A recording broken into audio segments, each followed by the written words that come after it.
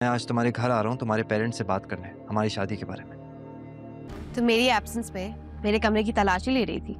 जब से तुम लोग गए मैं पूरा घर पूरा कमरा छान चुकी हूँ, मुझे कुछ भी नहीं मिल रहा। सिर्फ आप? मैं भी। आप?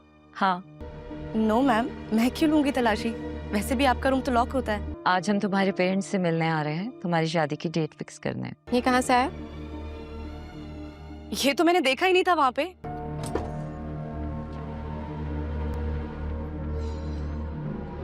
शी इज एक्सट्रीमली स्मार्ट यार, उसने एक निशान भी नहीं छोड़ा हुआ। दानिश अपने आप को बहुत ज़हीन समझ रहा है, मगर उसे अंदाजा नहीं कि जीनिया हर चाल को पहले ही समझ लेती है। उसने जीनिया पर नजर रखने के लिए घर में एक मुलाजमा मुकर्रर की थी, जिसने पूरे घर और कमरे की अच्छी तरह जांच पड़ताल की, लेकिन उसके हाथ कुछ भी न लग सका। अब जीनिया को ये हकीकत मालूम हो चुकी है कि दानिश और वो मुलाजमा मिलकर उसकी निगरानी कर रहे थे। यही वजह है कि जीनिया सख्त गुस्से में उन दोनों को खबरदार करती है कि आइंदा उसकी इजाजत के बगैर उसके कमरे में आने की कोशिश ना की जाए।